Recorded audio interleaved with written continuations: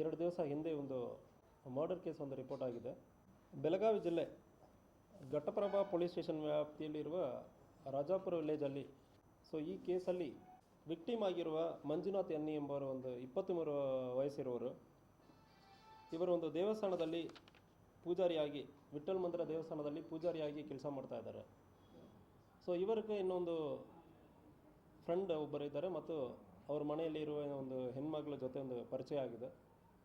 ಪರಿಚಯ ಆದಮೇಲೆ ಇದು ಮೈನರ್ ಇರುವ ಅಕ್ಕಿಯ ತಮ್ಮನವರು ಮೈನರ್ ಇರುವುದರಿಂದ ಅವರು ನನ್ನ ಅಕ್ಕನ ಜೊತೆ ಯಾಕೆ ನೀವು ಇಂತಾಗ ಮಾತಾಡ್ತಾ ಇದ್ದೀರಿ ಅಂದರೆ ಒಂದು ಇಲ್ಲಿ ಕೆಲವು ಸಂದರ್ಭದಲ್ಲಿ ಒಂದು 2-3 ತಿಂಗಳ ಹಿಂದೆ ಈ ಮಂಜುನಾಥನನ್ನು ವಾರ್ನ್ ಮಾಡಿದ್ದಾರೆ. ನಮ್ಮ ಮನೆಗೆ ನೀವು ಬರೋದು ಬೇಡ, ಯಾರ ಜೊತೆನೂ ಮಾತಾಡಬಾರ್ದು, ನನ್ನ ಅಕ್ಕನ ಜೊತೆ ಮಾತಾಡಬಾರ್ದು ಅಂದರೆ ಹೇಳುವ ಸಂದರ್ಭದಲ್ಲಿ ಅದು ಯಾವುದಕ್ಕೆ ಬೆಲೆ ಕೊಟ್ಟಿರಲ್ಲ.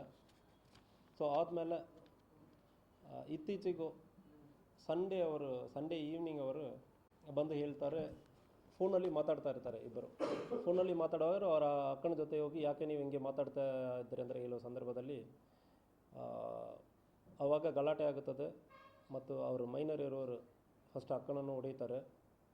ಈ ಮಂಜುನಾಥ ನಮ್ಮ ಮಾತಕ್ಕೂ ಬೆಲೆ ಕೊಡಲ್ಲ, ಇವನು ಮುಂದುವರಿತಾ ಇದ್ದಾನೆಂದರೆ ಇಲ್ಲಿ ಸಿಟ್ಟಿನಿಂದ ಮಾರನೇ ದಿವಸ ರಾಡಲ್ಲಿ ಹೋಗಿ ಅವರು ಪೂಜೆ ಮಾಡೋದಕ್ಕೆ, ವಿಠ್ಠಲ್ ಮಂದಿರ ದೇವಸ್ಥಾನಕ್ಕೆ ಪೂಜೆ ಮಾಡೋದಕ್ಕೆ ಬೈಕಲ್ಲಿ ಬರುವ ಸಂದರ್ಭದಲ್ಲಿ ರಾಡಲ್ಲಿ ಒಂದು ಸಾರಿ ಹೊಡಿತಾರೆ. ಕೆಳಗೆ ಬಿದ್ದಾದ ಮೇಲೆ ಮತ್ತೊಂದು 2 ಸಾರಿ ಹೊಡೆದಿರೋದ್ರಿಂದ ರಕ್ತ ಗಾಯವಾಗಿ ಬ್ಲಡ್ ಲಾಸ್ನಿಂದ ಅಲ್ಲಿನೇ ಡೆತ್ ಆಗಿರ್ತಾರೆ.